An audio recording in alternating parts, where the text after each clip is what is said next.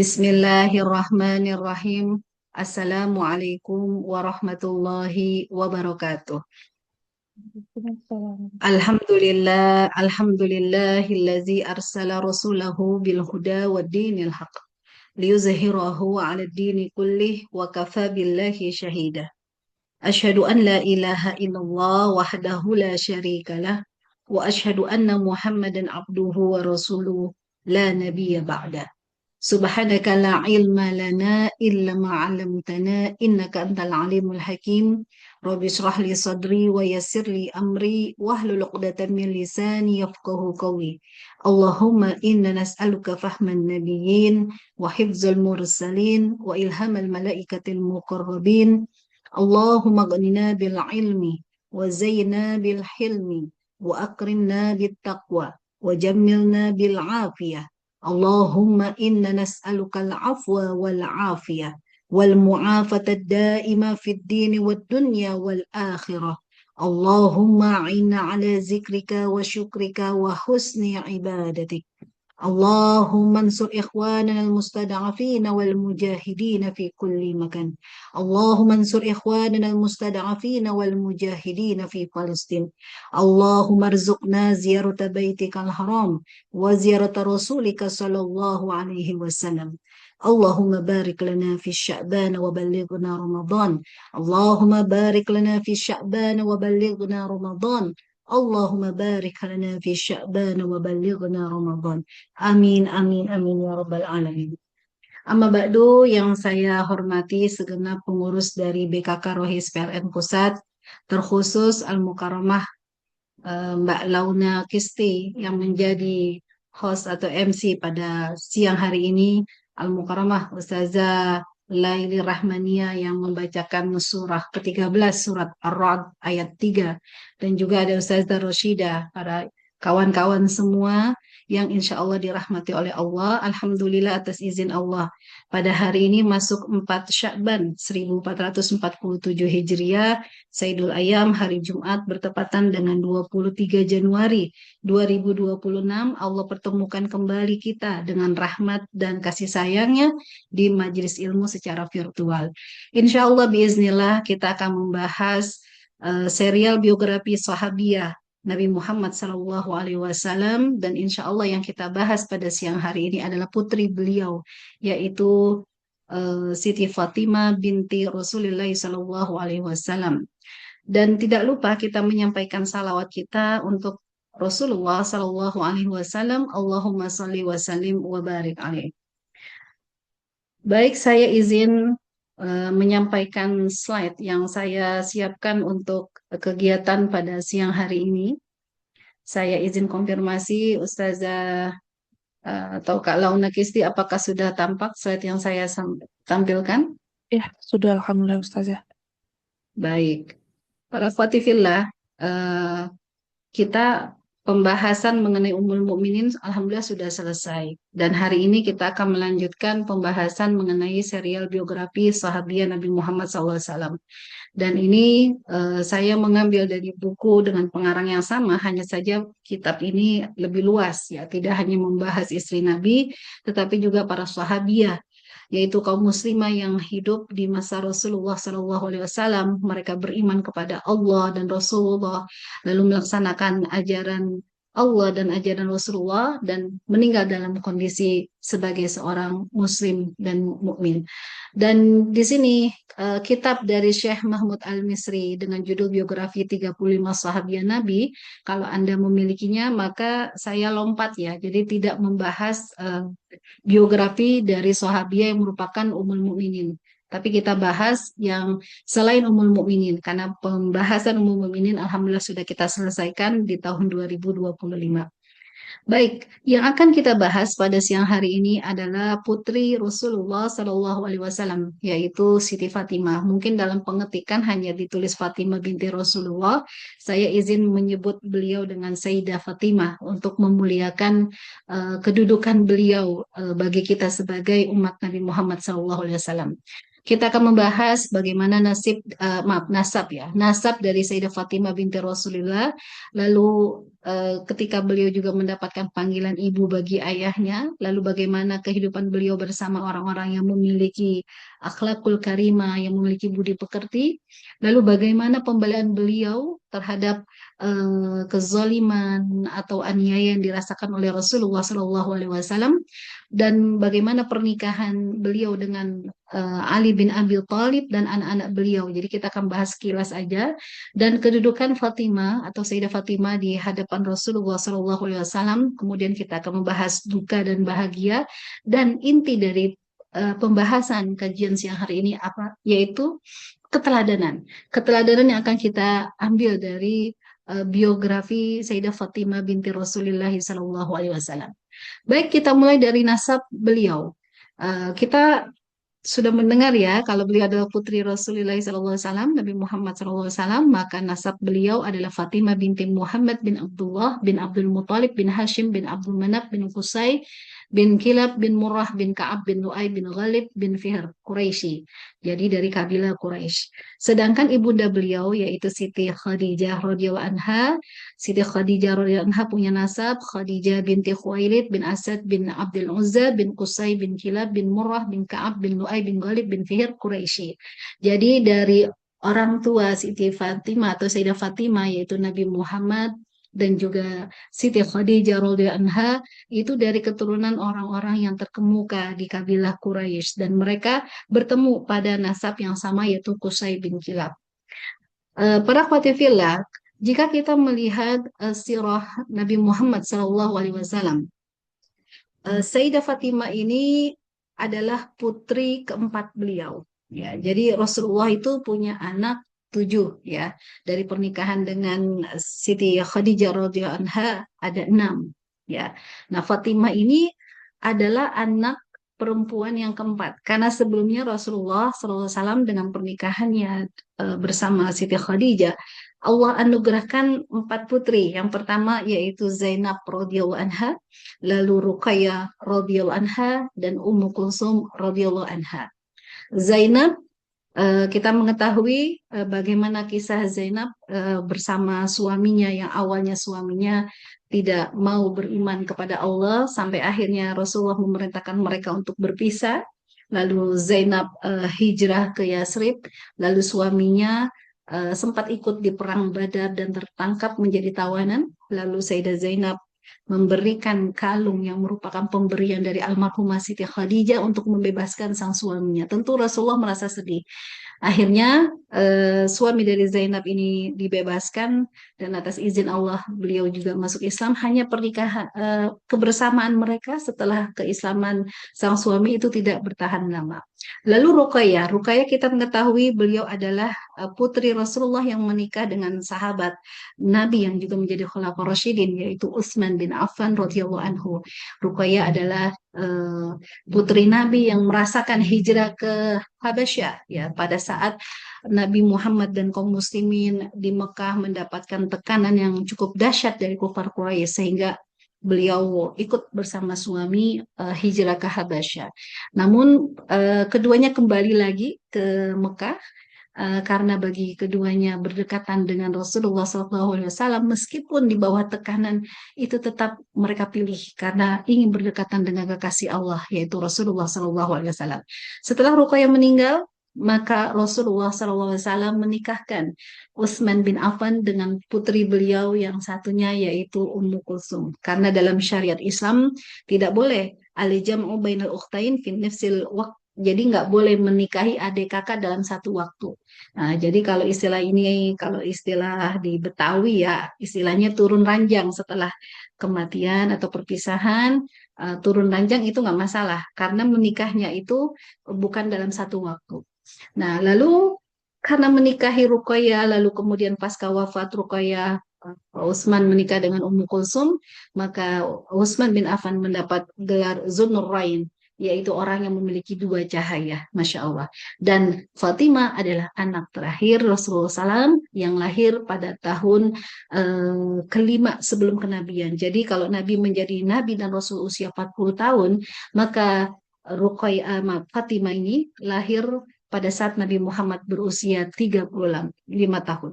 Dan itu bertepatan ketika terjadi proses renovasi Ka'bah. Sebagaimana kita ketahui pada saat itu terjadi banjir, ya, tapi bukan banjir bandang. Ya.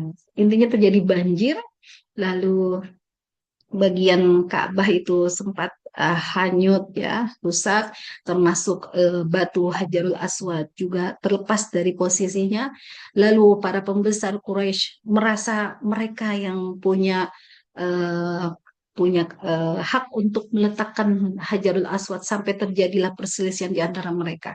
Lalu mereka meminta pandangan dari orang yang mereka tuakan, lalu dikatakan, kalian tunjuk orang yang pertama kali datang ke Masjidil Haram. Ya, ketika mereka menunggu pagi hari itu, didapatilah Rasulullah SAW yang datang. Lalu diserahkanlah permasalahan ini kepada Rasulullah SAW yang saat itu sudah bergelar Al-Amin. Ya, karena Rasulullah mendapatkan gelar Al-Amin ini jauh sebelum beliau menjadi Nabi dan Rasul. Lalu dengan kecerdasan beliau, dengan akhlakul karimahnya, Rasulullah mengambil sorbannya, lalu membentangkan sorban tersebut dan meletakkan Hajarul Aswad di tengah-tengah sorban. Lalu beliau meminta kepada perwakilan setiap kabilah dari kaum Quraisy untuk memegang ujung sorban. Lalu semuanya sepakat dan sama-sama mengangkat Hajarul Aswad yang ada di atas sorban Rasulullah SAW menuju tempat peletakan di dekat Ka'bah. Lalu kemudian dari sorban itu Rasulullah yang meletakkan. Jadi Masya Allah, Siti Fatimah atau Sayyidah Fatimah radhiyallahu anha lahir pada saat momen-momen yang begitu berharga ya bagi Rasulullah SAW, di mana beliau mendapatkan kesempatan untuk meletakkan Hajarul Aswad. Baik para khotifillah, di sini saya memberikan keterangan berdasarkan kitab yang kita bahas bahwa kebiasaan dari orang-orang Arab itu adalah memberikan susuan anaknya kepada orang lain, ya. Khususnya orang lain di sini bukan sembarangan orang, tentu orang yang baik dan lingkungan yang kondusif, lingkungan yang jauh dari polusi, suara-suara yang tidak baik, ya, lingkungan yang bisa memberikan mereka kenyamanan tumbuh kembang. Nah, namun pada saat Sayyidah Fatimah radhiyallahu anha lahir, Siti Khadijah, ibunda beliau, ini tidak memberikan susuan Sayyidah Fatimah kepada wanita yang lain. Tidak, tetapi beliau sendiri yang memberikan ASI. Bayangkan, pada saat itu kalau misalnya perbedaan 15 tahun, ya, berarti 35 usia 50 tahun. Siti Khadijah melahirkan Siti Fatimah dan beliau masih bisa memberikan ASI eksklusif, bisa memberikan ASI yang baik kepada Sayyidah Fatimah. Dan ini memberikan dampak yang positif pada kepribadian Siti Fatimah radhiyallahu anha. Mengapa? Karena ketika beliau mendapatkan ASI dari ibundanya, maka secara naluri kedekatan beliau dengan sang ibunda semakin kuat. Lalu karakter-karakter yang sudah mengakar pada kepribadian Siti Khadijah itu secara tidak langsung juga ditransfer. Nah, makanya ini memberikan semacam motivasi ya kepada para khotifillah yang ada di ruangan Zoom ini. Jika sedang hamil atau menyusui misalnya, usahakan kita yang memberikan ASI bagi anak kita. Dan sebelum itu kita sudah memperbaiki kepribadian kita. Kenapa? Karena kepribadian kita itu bisa ditransfer kepada anak kita, khususnya ketika kita memberikan ASI. Ya, misalnya ketika kita memberikan ASI bagi anak kita, kita membaca Bismillah, lalu kita membacakan ayat-ayat Al-Quran atau bersalawat, atau kita mendoakan hal-hal yang baik. Jadi menyerap. Dan ini dikatakan di dalam kitab bahwa apa-apa yang menjadi kepribadian baik dari seorang Siti Khadijah radhiyallahu anha itu diserap oleh Siti Fatimah secara tidak langsung. Dari kesabarannya, sifat malunya, kesopanannya, kesuciannya, adab dan akhlak yang baik, Masya Allah. Dan kita mengetahui bagaimana posisi Siti Khadijah radhiyallahu anha di kalangan para pembesar Quraisy pada saat itu. Beliau adalah wanita yang sangat mulia, wanita yang terpandang. Dan Masya Allah, Allah jadikan beliau pasangan bagi baginda Rasulullah SAW. Baik, jadi para Fatifila, saat Siti Fatimah dilahirkan, beliau tumbuh kembang di keluarga yang baik, dan saat itu Rasulullah SAW berusia 35 tahun, dan anak-anak beliau juga sudah mulai ada yang besar, sampai nanti beberapa tahun ya Rasulullah menikahkan putri beliau Zainab dan juga Ruqayyah. Maka otomatis yang ada di rumah itu adalah Rasulullah dengan Siti Khadijah, dengan Ummu Kulsum dan juga dengan Fatimah. Maka Fatimah ini mulai dididik oleh sang ibunda bagaimana membantu eh, hal-hal yang berkaitan dengan rumah tangga, ya misalnya membersihkan, merapikan, ya. Jadi beliau sudah dididik bagaimana untuk bisa berperan sebagai wanita yang soleha. Karena kan harapannya ketika menjadi wanita itu ada pernikahan, nanti dia akan menjadi seorang istri dan menjadi seorang ibu. Dan inilah bagaimana didikan dari Siti Khadijah radhiyallahu anha kepada Siti Fatimah, ya. Beliau sudah terbiasa, jadi tidak merasa terbebani dengan tugas-tugas itu, ya. Dan ini terbukti ketika pasca wafatnya Siti Khadijah radhiyallahu anha pada tahun ke-10 kenabian, Nabi Muhammad SAW itu tidak langsung menikah kan ya. Tidak langsung menikah dan Siti Fatimah di sini hadir ya. Karena Ummu Kulsum sudah menikah dengan Utsman kalau tidak salah. Jadi Siti Fatimah hadir membersamai beliau, beliau berperan bukan hanya sebagai anak, tetapi ibu bagi ayahnya. Mengurus apa yang menjadi keperluan ayahnya, mulai dari pakaiannya, makanannya, bahkan nanti kita akan membahas bagaimana kiprah beliau ya, sejak orang tua beliau ini diangkat menjadi nabi dan rasul. Maka itu di sini dikatakan beliau mendapat sebutan Ummu Habiha, yaitu ibu bagi bapaknya. Karena memang beliau yang mengurus keperluan Rasulullah SAW pasca wafatnya Sayyidah Khadijah radhiyallahu anha. Baik, kita lanjutkan. Di sini di slide saya menyebutkan bahwa Siti Fatimah radhiyallahu anha ini, Sayyidah Fatimah, tumbuh kembang bersama orang-orang yang soleh soleha, yang memiliki budi pekerti. Kita melihat dari ayahnya, ya baginda Rasulullah SAW. Beliau sebagai seorang nabi dan rasul memiliki akhlak yang dikatakan al-amin. Bahkan beliau menjadikan akhlak ini salah satu misi utama dalam berdakwahnya. Innama bu'istu liutammima makarimal akhlak. Otomatis Rasulullah memberikan contoh qudwah langsung kepada yang terdekat. Di antaranya adalah putra-putrinya di sini yaitu Siti Fatimah radhiyallahu anha. Termasuk ibunda beliau, Siti Khadijah radhiyallahu anha. Bagaimana wanita ini rela mengorbankan hartanya, mengorbankan jiwa raganya untuk membantu dan menyokong dakwah sang suami. Jadi Siti Fatimah ini belajar dari ibundanya bagaimana berusaha membantu dan mensupport pasangan. Ya, ketika pasangan itu mempunyai suatu keputusan dalam kehidupannya, ya ini kan keputusan dari Allah dan Nabi Muhammad siap melaksanakannya. Apalagi pasca Siti Khadijah membawa Nabi Muhammad kepada Naufal, ya menjelaskan Warqah bin Naufal bagaimana kejadian yang terjadi di Gua Hira. Maka Siti Khadijah benar-benar memberikan jiwa raganya untuk membantu perjuangan Rasulullah SAW sampai Jibril datang menyampaikan salam kepada Ibunda Siti Khadijah bahwa Allah menyiapkan bagi Siti Khadijah rumah yang begitu indah, ya, rumah yang begitu nyaman, yang tidak ada kepayahan. Kenapa? Karena Siti Khadijah sejak menikah dengan Nabi Muhammad, beliau memang merasakan kepayahan yang tidak biasa dirasakan oleh wanita-wanita kaya di masa itu. Tetapi beliau ikhlas, beliau ridho melaksanakannya. Dan ini dicontoh oleh putri beliau, Siti Fatimah radhiyallahu anha. Baik, selain itu, Siti Fatimah memiliki suami yaitu Ali bin Abi Thalib, seorang sahabat yang mohon maaf memang secara materi tidak sekaya Utsman bin Affan, tidak sekaya Abu Bakar atau Umar, tetapi beliau memiliki akhlakul karimah. Terlebih, beliau adalah putra dari paman Nabi, yaitu Abu Thalib. Ya mungkin kalau kita flashback bagaimana Nabi Muhammad usia 6 tahun ibunda beliau meninggal, lalu kakeknya Abdul Muthalib yang mengasuh, lalu ketika usia 8 tahun dekat-dekat kematian dari Abdul Muthalib memberikan wasiat agar Muhammad ya bin Abdullah ini dirawat oleh anaknya yang bernama Abu Thalib.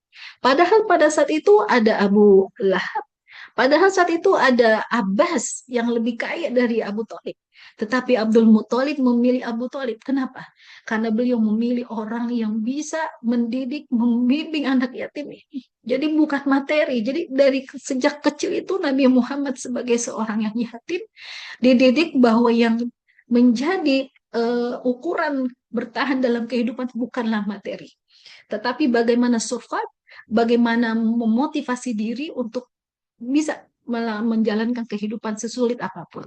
Karena itu Masya Allah tabarakallah parhati fillah. Di sini Allah memasangkan Sayyidah Fatimah binti Rasulullah SAW dengan sahabat yaitu Ali bin Abi Thalib radhiyallahu anhu.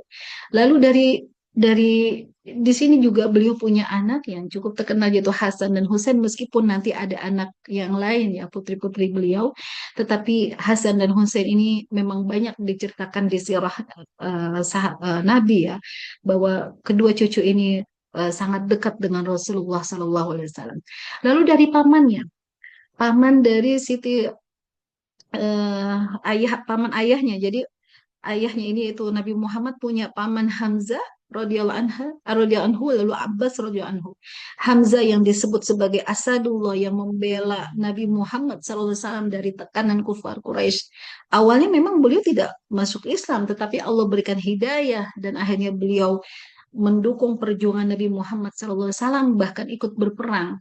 Ya, beliau menang, salah satu orang yang punya kiprah besar dalam perjuangan Nabi di perang Badar.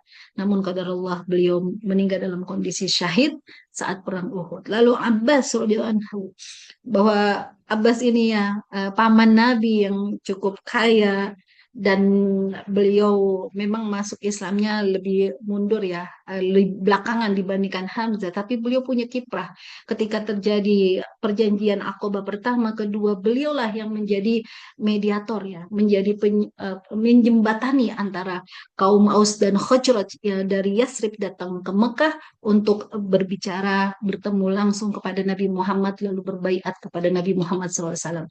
Dan Abbas juga memiliki anak yang cukup terkenal yaitu Abdullah bin Abbas yang terkenal dengan kepintarannya, kecerdasannya.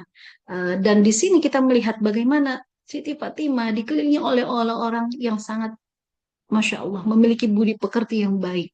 Dan tentu beliau juga punya sepupu, yaitu Ja'far bin Abi Thalib. Ini maksudnya sepupu dari ayahnya ya. Jadi Ali bin Abi Thalib punya saudara yang bernama Ja'far. Dan Ja'far ini termasuk orang yang pintar, berbicara, berdiplomasi. Bagaimana kita ketahui bagaimana Ja'far ini begitu santun, ya, tidak emosi ketika terjadi perdebatan di depan Raja Najasyi ya, ketika kaum muslimin berada di Yasrib, itu kan datang tuh Amr bin As diutus oleh kufar Quraisy ya untuk menarik kaum muslimin yang di sana. Tetapi Ja'far bin Abi Thalib menjadi diplomat ibaratnya, yang menjadi pembicara yang mengatakan bahwa tujuan mereka ke sana adalah mencari perlindungan agar mereka bisa melaksanakan ibadah dengan tenang.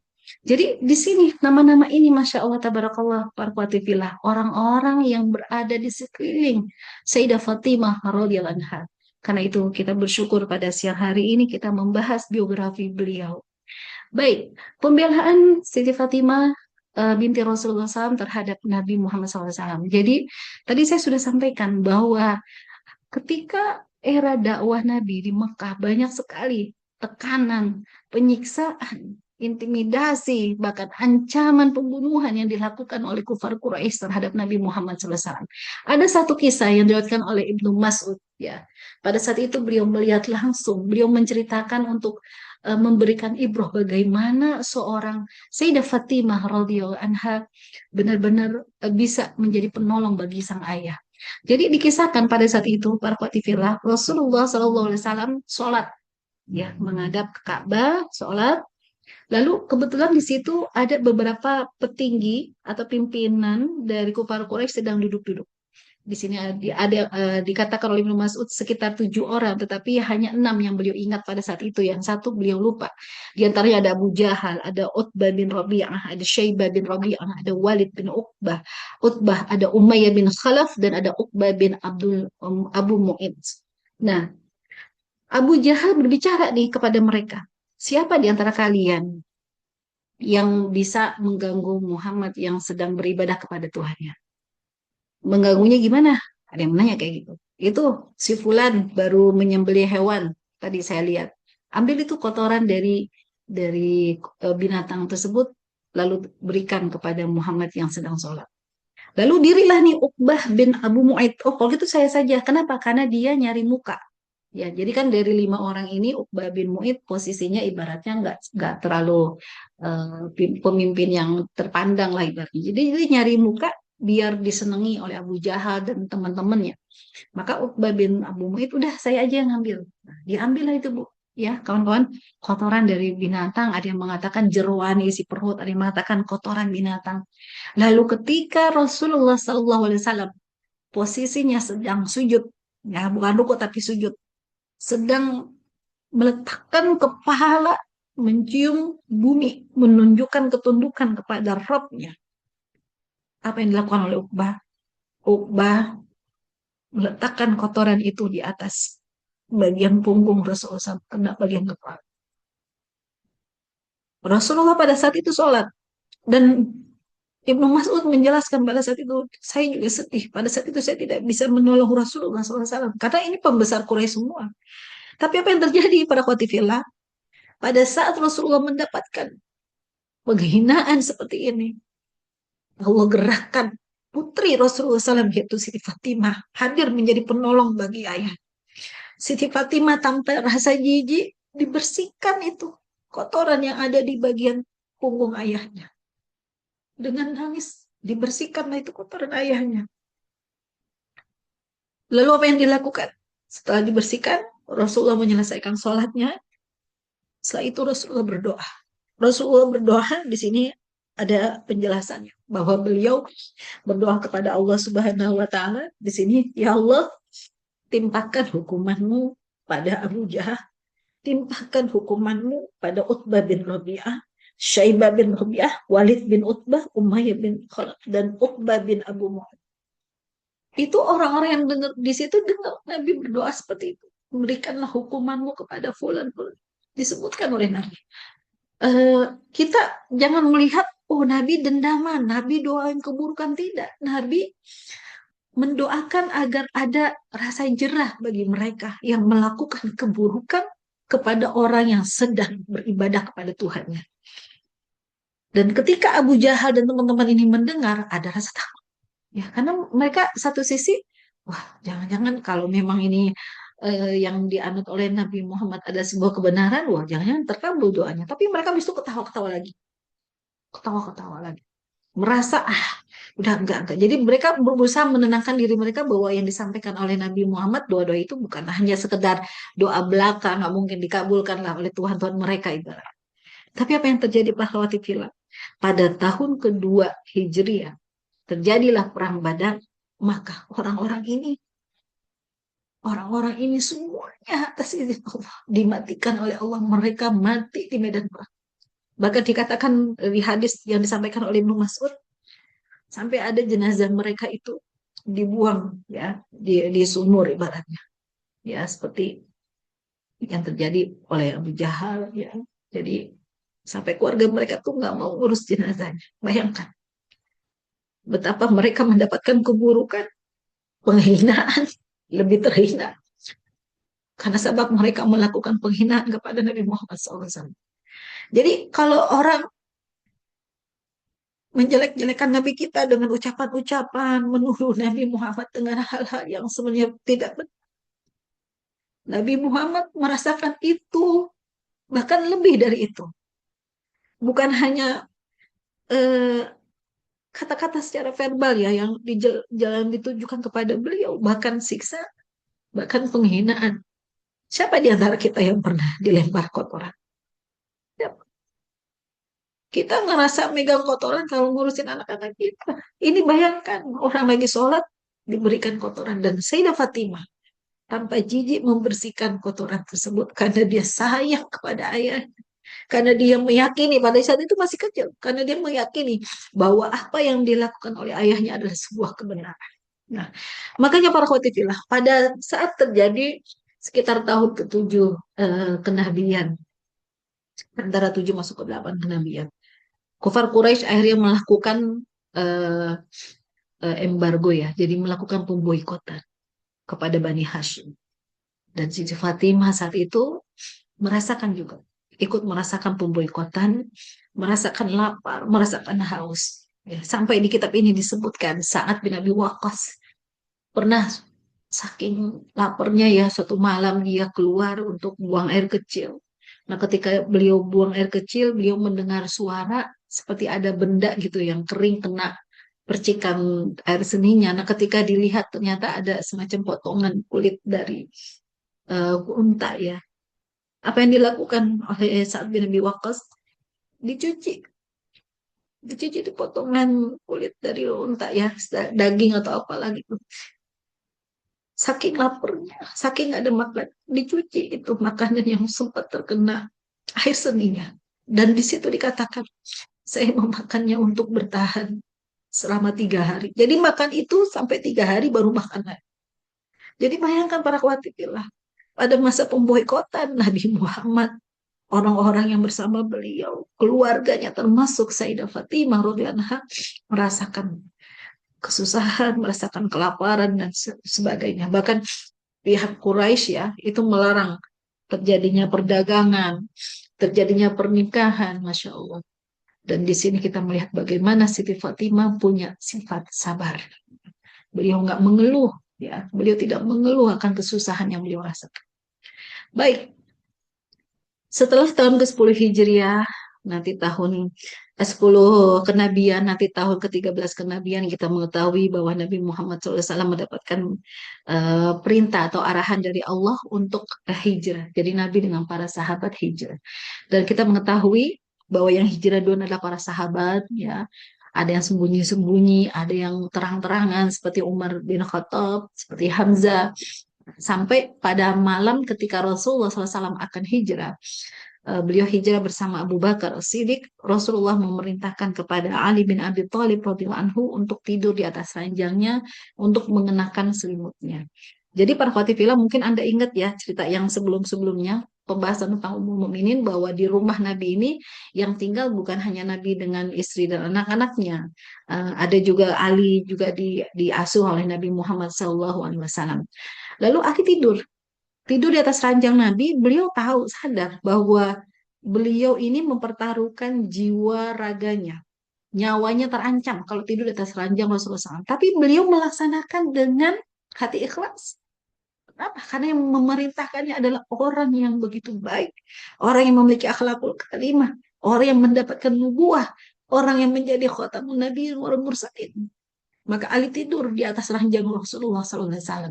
Dan bagaimana kita mengetahui Rasulullah diberikan keselamatan oleh Allah, ya, sampailah ke Yasrib dengan selamat bersama Abu Bakar As-Siddiq. Orang-orang kufar Quraisy tidak bisa menghabisi atau menganiaya Rasulullah SAW. Bahkan ketika mereka mengejar, mereka juga tidak bisa. Karena Allah memberikan pertolongan kepada Nabi Muhammad SAW. Lalu Ali bin Abi Thalib, setelah itu beliau nyusul Nabi. Dan beliau nyusul Nabi jalan kaki. Bayangkan. Jalan kaki. Dari Mekah ke Yasrib. Kalau sekarang orang naik bis 6 jam dari Madinah ke Mekah atau dari Mekah ke Madinah. Atau 2 jam naik kereta cepat. Ini Ali bin Abi Thalib. Jalan kaki para khawatirullah. Sampai bagian sendalnya itu meletek ya. Saking sulitnya medan yang harus beliau tempuh. Tetapi Masya Allah, tabarakallah, perjuangan Ali membela Rasulullah SAW dibalas di dunia oleh Allah SWT. Allah memberikan kebahagiaan bagi Ali bin Abi Thalib. Dengan apa? Dengan dia dinikahkan dengan putri Rasulullah SAW, yaitu Siti Fatimah radhiyallahu anha. Maka para khawatifilah di sini disebutkan, itu terjadi sekitar tahun kedua Hijriah pasca Perang Badar. Ali meminang Siti Fatimah. Pada saat itu banyak orang yang ingin meminang Siti Fatimah, tetapi Rasulullah merasa belum ada yang tepat. Akhirnya apa? Ali maju dengan keberanian minang Rasul, meminang Siti Fatimah.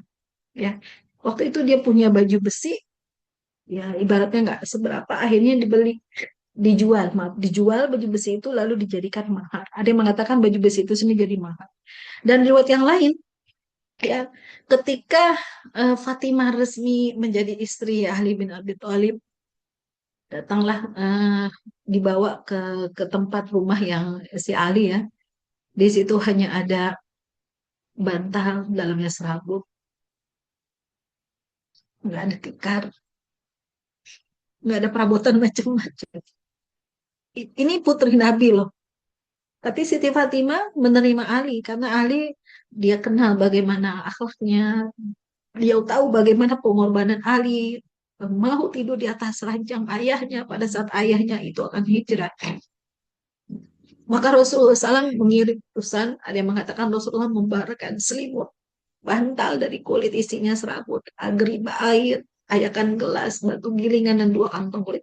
Ibaratnya, intinya Rasulullah memberikan apa yang menjadi kebutuhan primer ya bagi Siti Fatimah untuk peran dia nanti sebagai seorang istri di rumah Ali bin Abi Thalib. Bayangkan, beda sekali sekarang kalau kita melihat putri-putri pejabat atau putri-putri orang kaya ya.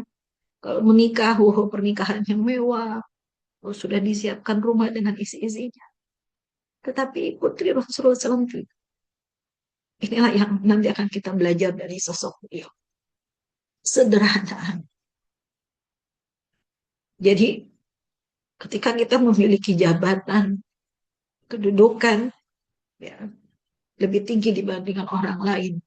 Namun ketika kita memilih untuk hidup sederhana, itu tidak menjadikan kita rendah di hadapan mereka, termasuk di hadapan Allah. Karena inna Allah la yanzuru ila ajsamikum wala ila suwarikum walakin Allah yanzuru ila qulubikum wa amalikum. Jadi perkhotifillah, ini untuk memotivasi yang belum nikah, mohon maaf ya. Jadi jangan terlalu memberikan beban yang berat bagi calon suami Anda. Ya, lihatlah bagaimana Siti Fatimah, putri Nabi, pemimpin Madinah, tapi beliau rela, ridho dengan mahar yang diberikan oleh suaminya, dengan kondisi rumah yang diberikan oleh suami. Baik, dari pernikahannya dengan Ali bin Abi Thalib, alhamdulillah Allah karuniakan keduanya putra-putri. Yang terkenal di sini Hasan lahir tahun ketiga Hijriah. Jadi menikah tahun kedua Hijriah, setahun kemudian lahirlah Hasan, tahun berikutnya tahun 4 Hijriah lahirlah Husain, lalu tahun kelima Hijriah lahirlah Zainab. Selang 2 tahun kemudian lahirlah Ummu Kulsum. Di sini kita melihat nama-nama Hasan, Husain, ya, yang berarti baik, kebaikan, ya, dan Zainab. Zainab ini kan nama kakaknya Siti Fatimah. Ummu Kulsum juga kakaknya Siti Fatimah. Di sini menunjukkan apa para Fatimillah? Tidak ada salahnya kita memberikan nama bagi anak-anak kita orang-orang yang kita anggap dia adalah orang yang saleh dalam kehidupannya. Karena Nabi Muhammad SAW di sini diriwayatkan oleh hadis riwayat Muslim menyebutkan innahum kanu yusammuna bi anbiyaihim wasolihina qablahum. Jadi orang-orang sebelum mereka ini menamakan anak-anak mereka dengan nama-nama para nabi dan orang-orang soleh sebelum mereka. Nah, ketika mungkin para sahabat di sini dijelaskan ya, membaca kisah Maryam. Maryam binti Imran. Ya, jadi Maryam punya ayah namanya Imran. Ya, kalau kita membaca surah Ali Imran. Nah, Imran ini lalu Maryam juga dikatakan punya saudara namanya Harun. Orang kan lihat, oh, berarti di situ ada Imran, ada Harun loh. Ini mirip. Imran itu kan nama bapaknya Nabi Musa. Harun itu nama saudaranya Nabi Musa gitu. Maka Nabi menjelaskan bahwa orang-orang sebelum kalian itu banyak menggunakan nama-nama untuk anak-anak mereka dengan nama-nama para nabi dan orang-orang yang soleh. Dan Siti Fatimah mengikuti arahan ini. Beliau memberikan nama untuk putrinya Zainab. Karena mengingatkan kepada kakaknya, yaitu Zainab binti Rasulullah SAW. Juga Ummu Kulsum. Jadi para khotifillah, jangan jauh-jauh nyari nama buat anak-anak kita. Berilah nama yang mengandung doa, dan kalau bisa nama-nama itu adalah nama-nama para nabi atau hamba-hamba Allah ya seperti Abdullah, Abdurrahman, Abdurrahim, atau orang yang kita lihat dia eh, orang yang baik. Ya sebagaimana kita melihat di sini, Fatimah ini kan nama nenek ya, nenek dari Nabi Muhammad kalau tidak salah ya. Jadi kita bisa mengambil dari orang-orang sebelum kita yang kita lihat dan orang-orang lihat juga dia adalah orang yang soleh dan soleha. Baik gelar Az-Zahra, di sini saya tambahkan ya. Kita sering mendengar nama Siti Fatimah, Fatimah Az-Zahra. Zahra itu kan ibaratnya bunga yang sedang mekar. Kenapa? Karena wajah dari Sayyidah Fatimah ini bercahaya, bersinar, ya, memancarkan kebersihan hatinya. Ya, karena itu tadi beliau lahir di rumah penuh dengan cahaya nubuah, lahir di tempat tumbuh besar di tempat di mana wahyu itu sering diturunkan oleh malaikat Jibril kepada ayahnya Nabi Muhammad SAW.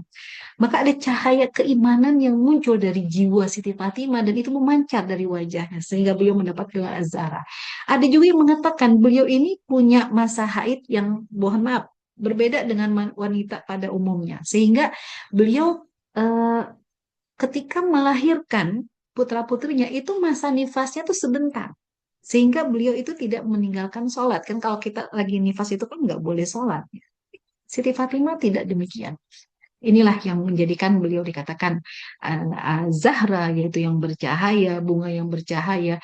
Dan ini kita rasakan sangat pas sekali diberikan kepada beliau gelar ini. Kenapa? Karena beliau memiliki kemuliaan, kesucian, dan juga kepribadian yang bisa dijadikan tauladan.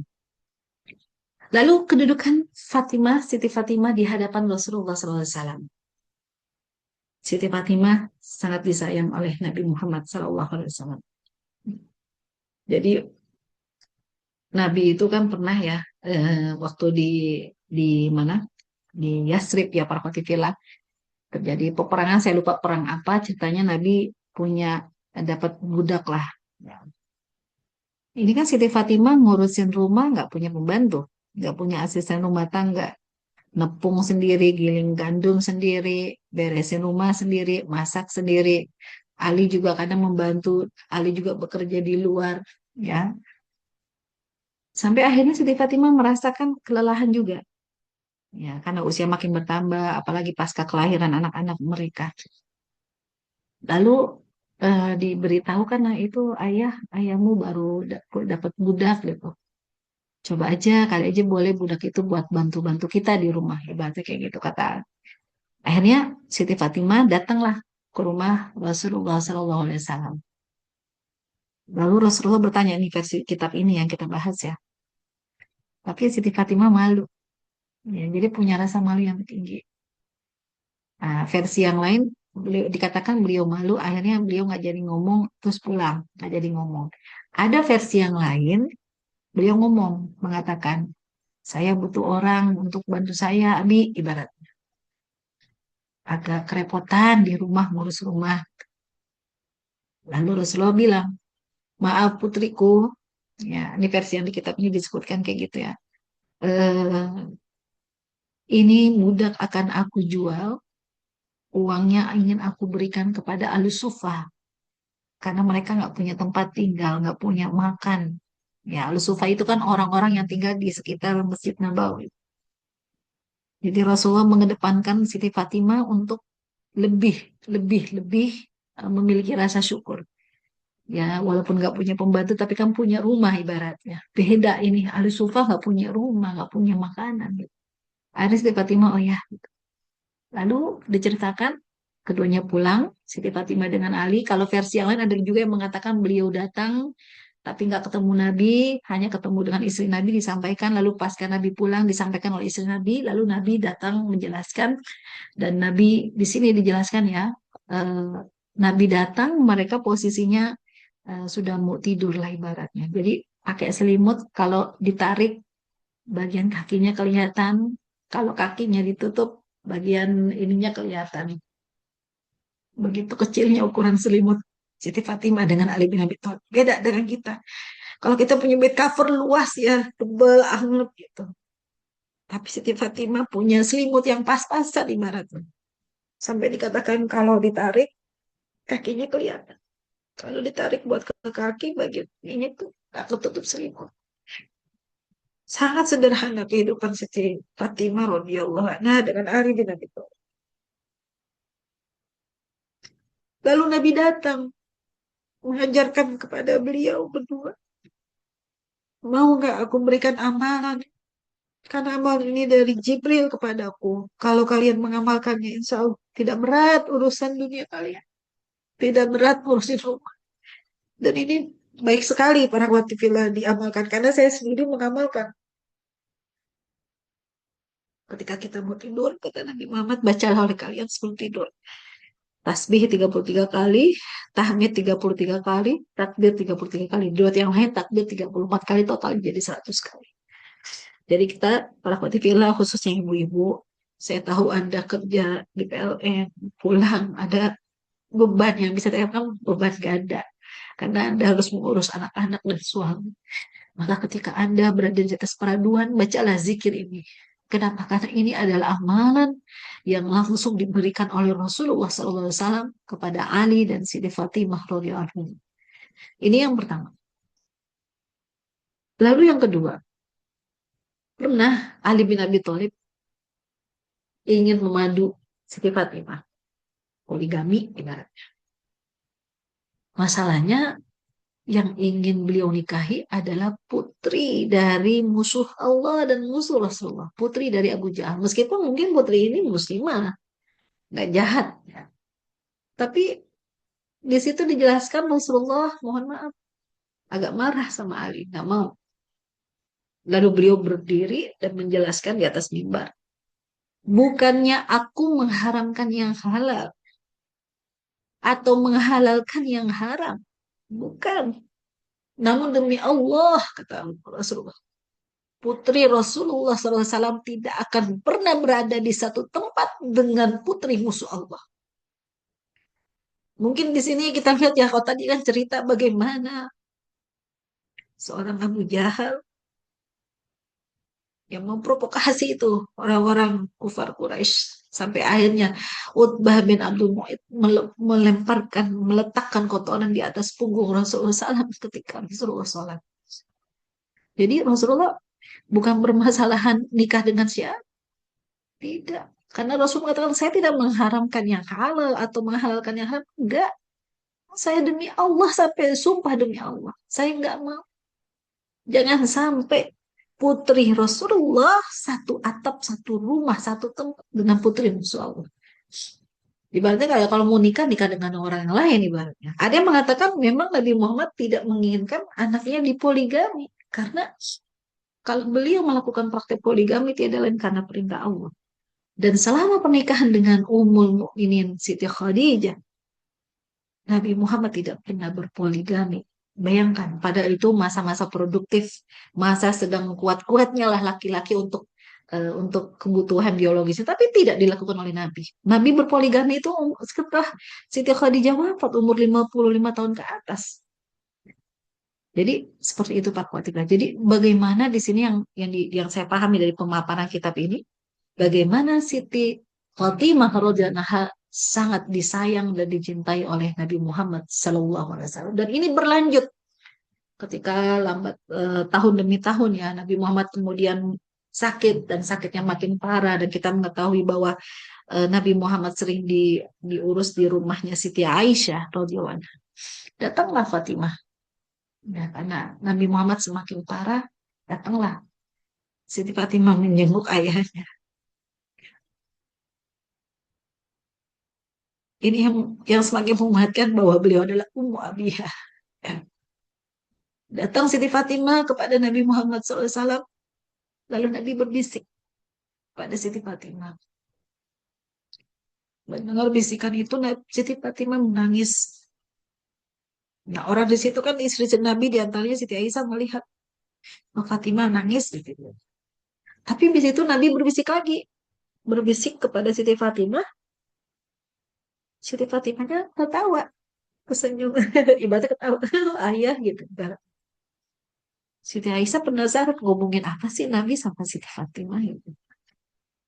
Akhirnya setelah itu Siti Aisyah nanya, kepo lah ibaratnya. Kasih tahu dong, kamu ngomong apa sih? Ayah Baginda Rasulullah ngomong apa sama kamu, Siti Fatimah gitu. Nanti itu ini rahasia ibaratnya. Dari ceritain awalnya. Sampai pasca wafatnya Rasulullah SAW, Siti Aisyah masih penasaran. Kenapa pada saat itu Rasulullah berbisik, Siti Fatimah menangis, lalu berbisik, Siti Fatimah tetap bahagia. Akhirnya Siti Fatimah menjelaskan eh, kepada Siti Aisyah bahwa ajal Nabi Muhammad itu sudah dekat. Ya, Tentu nangis lah. Siapa sih yang nggak nangis ketika mendengar bahwa ayahnya itu akan segera meninggal. Tentu ada rasa sedih karena yang tadi disampaikan oleh kalau semuanya udah pada meninggal. Ibunya, kakaknya, semuanya sudah hanya dia satu-satunya putri Nabi. Tentu terasa kesedihan ketika dia dikabarkan bapaknya akan meninggal. Dia akan merasa sendirian. Tapi setelah itu Rasulullah berbisik dan mengatakan, wahai Fatimah, engkau pemimpin wanita penghuni surga. Kecuali Maryam. Dalam artian karena Maryam kan tidak hidup di masa Siti Fatimah. Dan engkau akan memimpin orang mukmin. Dan dan pemimpin mukmin ini, kata Rasulullah SAW, dia akan wafat setelah beliau. Tertawa. Di situ yang saya pahami, ada rasa bahagia karena dia menjadi seorang pemimpin bagi para kaum mukminah, dan yang paling membuat beliau bahagia adalah berpisahnya beliau dengan Rasulullah di dunia itu gak lama ibaratnya. Karena itu di sini saya sebutkan di slide bahwa setelah wafatnya Rasulullah SAW 6 bulan kemudian Siti Fatimah meninggal, tepat masih di tahun ke-10 Hijriah. Innalillahi wa inna ilaihi rajiun. Maka Alhamdulillah, kemudian beliau dimandikan oleh sang suami Ali bin Abi Thalib, lalu kemudian beliau dikuburkan dekat di Baki, dekat dengan kuburan saudari-saudarinya, dekat dengan kuburan Zainab, Ruqayyah dan Ummi Kulsum. Jadi tidak lama dari wafatnya Nabi Muhammad SAW, hanya 6 bulan. Dan kita melihat banyak seperti itu ya. Saya di sini juga ada teman saya, seorang ustazah, ketika ibunda beliau meninggal, seorang ustazah, beliau sangat cinta sekali dengan ibunya. Tidak lama, hitungan berapa puluh hari, beliau meninggal dunia. Dan ada juga teman saya, bapaknya seorang kiai di daerah Mampang, meninggal dunia. Dan beliau juga tidak lama kemudian menyusul sang ayah. Ya terkadang itu tadi, kecintaan seorang anak, ya Allah akhirnya mentakdirkan dia juga cepat menyusul orang tuanya. Disinilah yang menjadikan Siti Fatimah itu tertawa bahagia karena dia tidak akan lama berpisah dengan ayah. Baik, jadi para akhwatifillah, apa yang bisa kita pelajari, kita ambil keteladanan dari seorang Siti Fatimah radhiyallahu anha. Pertama, masalah kesabaran. Ya, di sini di surat Al-Baqarah ya, saya ada tipu dikit nanti saya perbaiki. Di surah Al-Baqarah 153 Allah Subhanahu wa taala berfirman, A'udzubillahi minasyaitonirrajim. Ya ayyuhalladzina amanu ista'inu bis-sabri was-salah innallaha ma'as sabirin. Ini nidanya bagi orang-orang beriman. Mudah-mudahan kita termasuk di sini. Hai orang-orang yang beriman, mohon pertolonglah kepada Allah dengan sabar dan dengan sholat. Jadi kita bisa meminta pertolongan Allah melalui sabar dan sholat. Kenapa? Innallaha ma'as-sabirin. Allah bersama orang-orang yang sabar. Ya. Jadi ketika sholat, kita kan membaca Al-Fatihah. Iyyaka na'budu wa iyyaka nasta'in. Dalam sholat, kita harus punya kesabaran. Makanya sabar dan sholat digandengkan. Nggak bisa kita baru niat takbiratul ihram langsung kita duduk lalu salam. Nggak bisa. Ada urutannya. Ya. Ada rukun-rukun qauliyah fi'liyah yang harus kita selesaikan sampai nanti datanglah salam. Ya. Selesai sholat kita. Dan ketika kita mampu melakukan ini, dalam artian beribadah dengan kesabaran, itu adalah bentuk pendidikan Allah kepada kita untuk mempersiapkan kita agar bisa bersabar ketika datang ujian dari Allah Subhanahu wa taala berupa musibah. Karena itu kalau Anda lihat di surat Al-Baqarah 155 yang bawa Quran bisa dicek.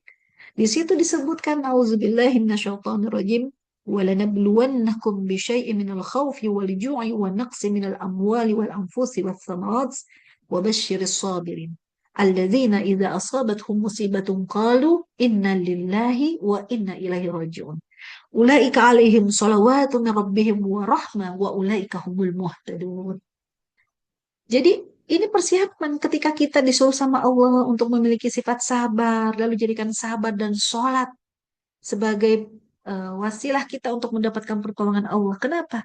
Karena walanabluwannakum, pasti kita akan diuji oleh Allah dengan apa? Walanabluwannakum bisyai'in minal khauf wal ju'i wa naqsi minal amwali wal anfusi was samarat. Kita akan merasakan yang namanya takut, merasakan kelaparan, merasakan kehilangan harta, kehilangan nyawa orang-orang yang kita sayangi. Maka kalau kita sudah siap di sana, innallaha ma'as sabirin, maka kita termasuk orang yang dikatakan wa basyiris sabirin. Kita akan mendapatkan kabar gembira apa? Ketika kita mampu istirja kepada Allah Subhanahu wa taala, innalillahi wa inna ilaihi rajiun, kita mendapatkan ulaika alaihim salawatum min rabbihim wa rahmah. Mendapatkan doa keberkahan dari Allah, mendapatkan rahmat dari Allah, wa ulaika humul muhtadun. Mereka lah orang-orang yang mendapatkan petunjuk. Bukankah kita tadi dipanggil ya ayyuhallazina amanu? Ada korelasi yang sangat keras, yang kuat sekali antara 153 dengan 155. Dan ini kita dapati dari sosok Siti Fatimah radhiyallahu anha. Beliau sabar menjalani kehidupannya, khususnya ketika di era Mekah, ketika Nabi Muhammad dakwah di era Mekah. Ya, beliau merasakan bagaimana penghinaan, siksaan, aniaya yang dilakukan oleh kufar Quraisy kepada ayahnya. Tapi beliau sabar ketika diembargo, diboikot. Beliau sabar ikut merasakan, nggak cengeng, nggak manja kayak anak-anak sekarang ya. Lalu apalagi berpikir logis.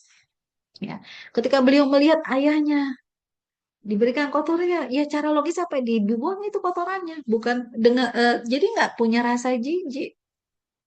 Ini yang disebut dengan akhlakul karimah. Jadi akhlak itu kan kawan-kawan, kalau kita melihat definisi akhlak itu kan budi pekerti yang dimiliki oleh seseorang sehingga dia mulia di hadapan Allah dan di hadapan manusia.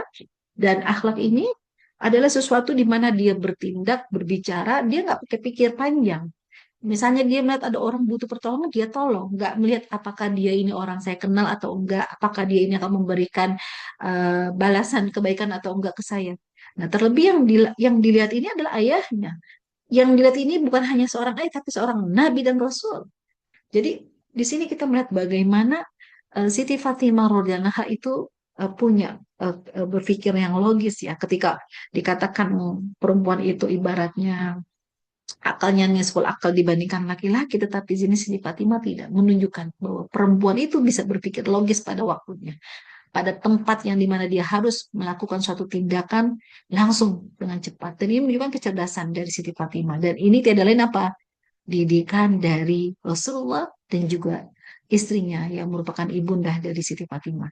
Lalu berbakti kepada orang tuanya.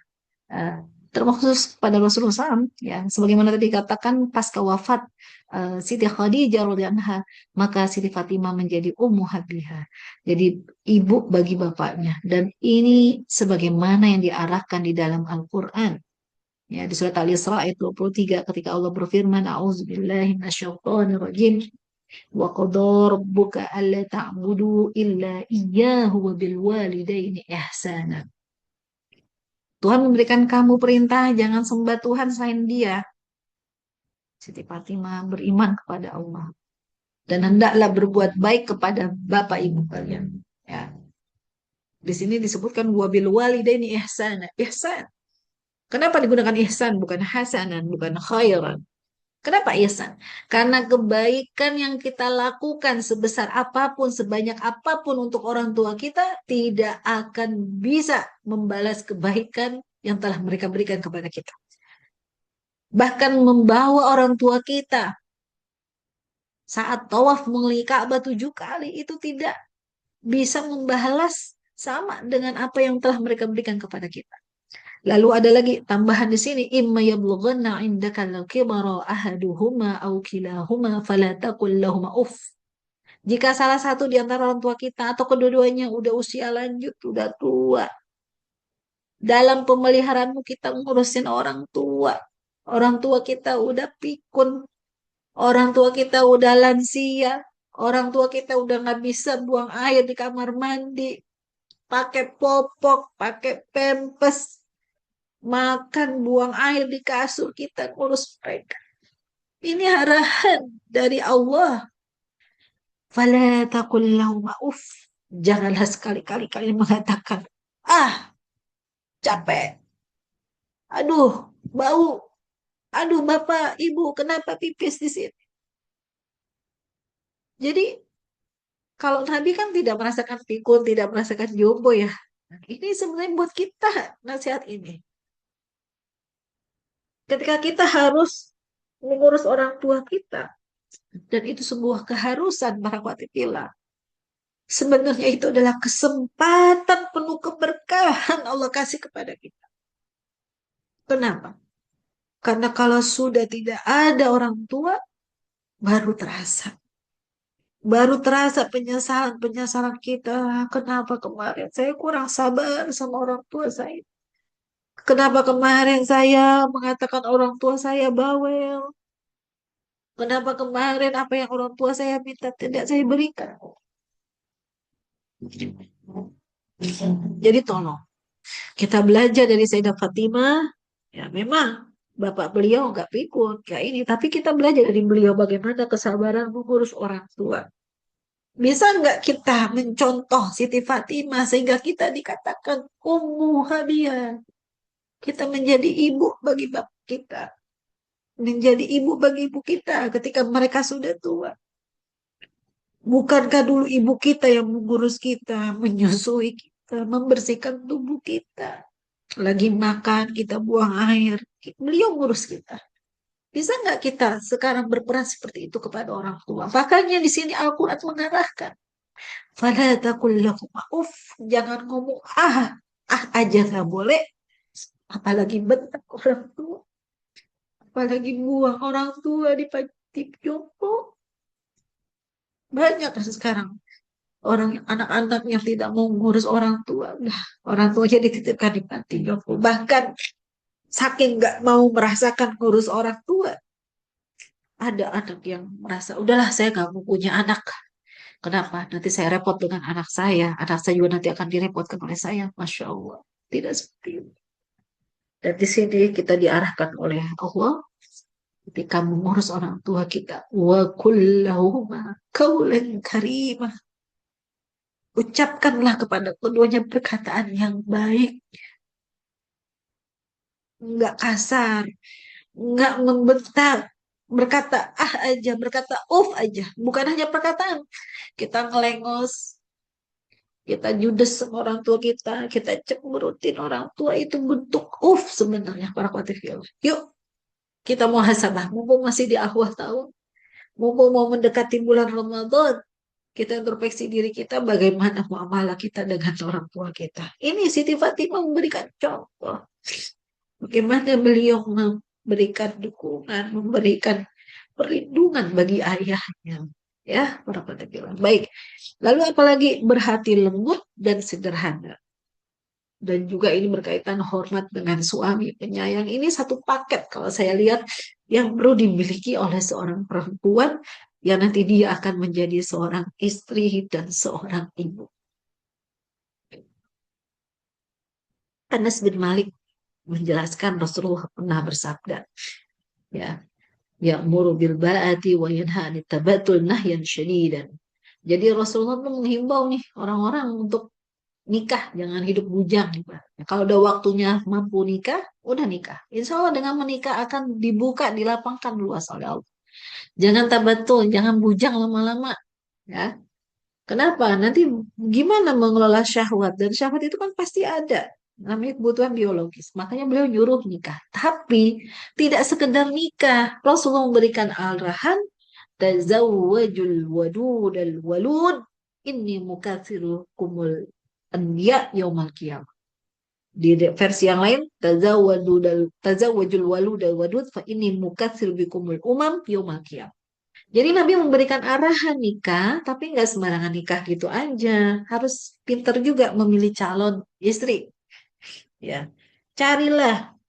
Pertama yang dicari adalah wanita yang penyayang, wanita yang lembut, wanita yang ngomong tuh santun, nggak menggunakan kata-kata kasar, wanita yang memiliki naluri mau menolong orang lain, mau membantu yang lemah. Kenapa? Karena ini sifat dasar yang paling dibutuhkan untuk persiapan berikutnya. Apa? Al-walid, subur dan punya anak. Ya, karena tujuan dari menikah itu punya istri, dari istri itu lahirlah keturunan-keturunan. Maka disuruh sama Nabi cari yang penyayang dan juga yang subur. Kenapa disuruh yang subur? Mohon maaf. Karena harapannya Nabi ingin ya di hadapan para nabi-nabi yang lain, Nabi itu punya umat yang banyak. Ya, karena kita ketahui umat Nabi Muhammad itu kan antara 60 sampai 70 tahun. Nggak ada yang usianya ratusan tahun, itu sedikit sekali. Jadi gitu Pak Watikila. Kita belajar bagaimana Siti Fatimah punya hati yang lembut, ya, nggak pernah ngeluh kepada Ali bin Abi Thalib. Dia menghormati suaminya, ya, ketika nikah dengan mahar, baju besi atau baju besi yang dijual dijadikan mahar. Ketika datang ke rumah, sederhana sekali rumahnya. Kalau sekarang ada tuh orang yang punya konsep rumah itu rumah yang sedikit barang-barangnya, tapi ini benar-benar sedikit sekali. Tapi beliau tidak mengeluh, bahkan beliau penyayang. Buktinya apa? Hasan Hussein tumbuh kembang menjadi cucu Nabi yang baik. Dan juga beliau memiliki putri-putri yang diberikan nama Zainab dan Ummu Kulsum. Jadi apa yang bisa kita ambil dari pelajaran siang hari ini, para fatihillah? Siti Fatimah, Sayyidah Fatimah binti Rasulullah SAW adalah seorang putri yang salehah dan sahabiah yang memiliki keutamaan di sisi Nabi Muhammad SAW. Sejak lahir, beliau mendapatkan kasih sayang, perawatan yang mulia dari sang ayah dan ibu, dididik untuk menjadi wanita yang sabar, sederhana, dan memiliki rasa malu serta penyayang.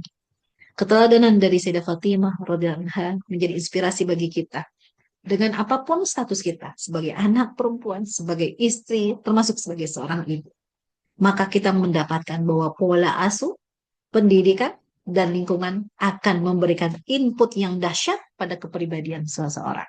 Mudah-mudahan apa yang saya sampaikan bisa bermanfaat. Wallahu a'lam bishawab. Saya serahkan kembali kepada host kita, Kak Launa. Terima kasih.